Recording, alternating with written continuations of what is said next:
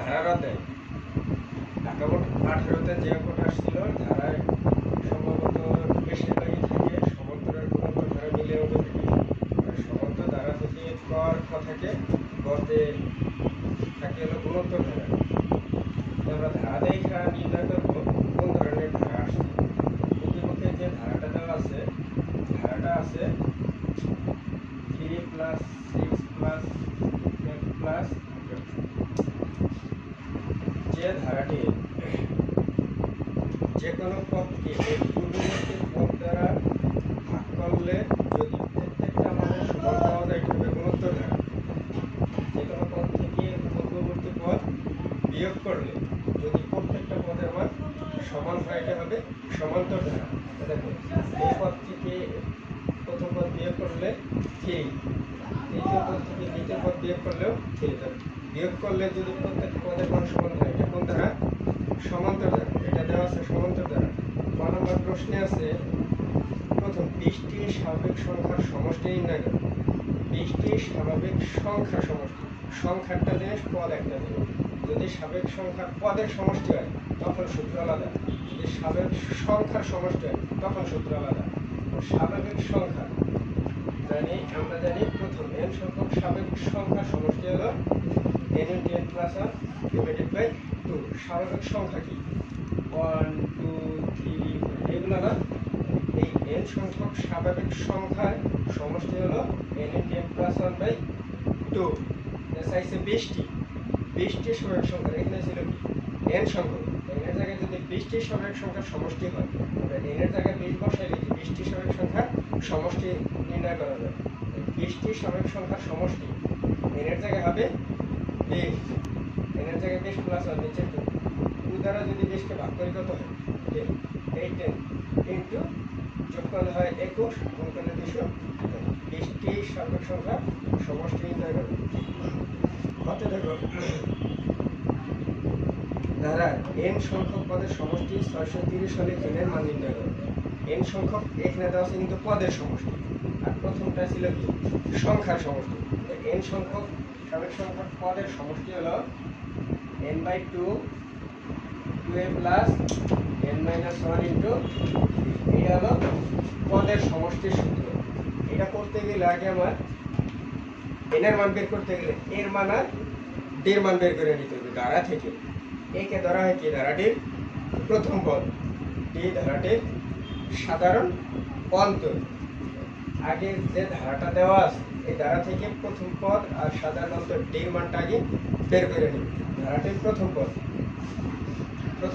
a = 3, সাধারণ অন্তর দ্বিতীয় পদ মাইনাস প্রথম পদ, দ্বিতীয় পদ 6 মাইনাস প্রথম পদ 3, বিয়োগ করলে থাকে 3। আমরা এর মান আর d এর মান নির্ণয় করার পরে n সংখ্যক পদের সমষ্টি দেওয়া আছে 630। অর্থাৎ ধারাটির n সংখ্যক পদের সমষ্টি 630। n সংখ্যক পদের সমষ্টির সূত্র কি n/2 2a + n - 1 * d = 630। n/2 * 2 * এর মান কত 3 + n - 1 * d এর মান 3 = 630। n/2 3 × 3 প্লাস এটার সাথে কি 3 গুণ 3 দ্বারা n কে গুণ দিলে 3n মাইনাস 1 কে 3 দ্বারা গুণ করলে 3 = 600। এই n/2 এটার সাথে 3 যদি বিয়োগ করে থাকে 3 + 3n = 600। এখন এখানে আছে n/2, এখানে 3 + 3n, আমি এখানে 3 কমন নিতাম। যদি এখানে 3 থাকতো তাহলে আমি 3 কাইটা দিতে পারতাম, যেহেতু n/2 আছে এখানে 2 কমন যাবে না। যখন কোনো কাটাকাটি না যাবে তখন কমন নেওয়ার প্রয়োজন নেই, সরাসরি বজ্র গুণন করে দিব আর গুণন। এইটা নিচে এক আছে, আর গুণন করলে এইটা দ্বারা কি এটাকে গুণ, এটা কি এটার সাথে না, n দ্বারা 3 কে গুণ দিলে 3n, n দ্বারা 3n কে গুণ দিলে 3n²। এইটাকে করবো নিচে একটা দাগ, নিচে আছে 2 দ্বারা 630 কে গুণ দিলে 1200। সাজাইছি 3n² + 3n, এটা প্লাস এপাশে নিয়ে আসছি মাইনাস, এখানে আছে 3n, এখানে আছে 3n, এখানে 1260। 13টা সংখ্যার মধ্যে 3 কমন যায়, মানে 3 দ্বারা 13টা সংখ্যার মধ্যে ভাগ করা যায়। 3 কমন নিলে থেকে n square plus n minus 3 দ্বারা ভাগ করলে 400। উভয় পক্ষ থেকে 3 বাদ দিই, 3 দ্বারা যদি উভয় পক্ষে ভাগ করি তাহলে 3 উঠে যায়, থেকে এইটা সমান। এরপরে মিডল টার্ম, এটা সাইন আছে প্লাস, এটা সাইন মাইনাস, প্লাস এ মাইনাসে মাইনাস 420 কে n স্কয়ার দ্বারা গুণ দিলে 420 n স্কয়ার। গুণফল যদি মাইনাসে আসে তখন একটা প্লাস একটা মাইনাস, মাঝে যদি প্লাস থাকে আগে প্লাস পরে মাইনাস, মাঝে যদি মাইনাস থাকে আগে মাইনাস পরে প্লাস। একটা প্লাস একটা মাইনাস দিলেই বিয়োগ হবে, আগে প্লাস পরে নিলাম মাইনাস। 420 কে নামতে হবে, বিয়োগ করলে একটা n হয়। এমন দুইটা সংখ্যা নেওয়া ভাঙা বাজানো বিয়োগ করলে একটা n এক থেকে, ঠিক আছে? এমন দুইটা সংখ্যা ধরে পাবো যে দুইটা সংখ্যা বিয়োগ করলে এক হয়। ধর আমি 18 আর 17 ধরলাম, বিয়োগ করলে কি এক থাকে না? গুণ করে দেখবা 420 হয়, না হলে আরো বড় সংখ্যা দিই। 20 আর 21 ধরলাম, বিয়োগ করলে কি এক থাকে না? গুণ করে দেখবো আমার এটা হয় 20 আর 21 দিলে 21, 21 আর 20 গুণ করলে 420 হয়। 21 থেকে 20 বিয়োগ করলে n স্কয়ার, এটার সাথে n, এটার সাথে এই সংখ্যাটাই এখানে এই n square plus 21 minus 20 minus 420।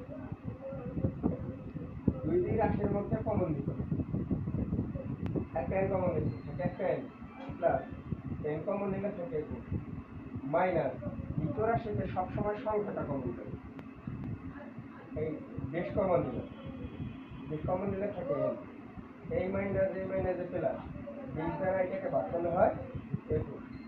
এইটা আর এইটা মিলছে, এই দুইটা রাখবে একটা, আর কমন নিচ্ছে n মাইনাস, এই দুইটা মিলার দুইটাই পাশাপাশি কি আকারে আছে? গুণ আকারে আছে, দুটোটা সমান হবে 0, এই রাশি সমান 0, এই রাশি সমান 0। এই n প্লাস 21 পাশে মাইনাস 21, এই n ইকুয়াল টু মাইনাস 20 পাশে প্লাস। এটার গ নাম্বার প্রশ্ন। গ নাম্বার প্রশ্নে বলছে ধারার প্রথম পদকে প্রথম পদ, সাধারণ অন্তরকে সাধারণ অনুপাত ধরে একটি গুণোত্তর ধারা তৈরি করে এবং ধারাটির প্রথম 10টি পদের সমষ্টি নির্ণয় করে। উদ্দীপকে যে ধারাটা দেয়া ছিল, উদ্দীপকে ধারাটা ছিল কি 3 প্লাস 6 প্লাস 12। এই ধারাটার প্রথম পদকে ধরে নিতে হইবে প্রথম পদ, তো ধরে নিয়েছে ধারাটির প্রথম পদ a সমান সমান 3। সাধারণ অন্তরকে ধরে নিব সাধারণ অনুপাত, অন্তর হলো d আর অনুপাত হলো r, r এর মান ধরে নিব, d এর মানকে ধরে নিব r এর মান। সাধারণ অনুপাত r সমান সমান 3, যেমনটা ক্ষতে বের করছিলাম।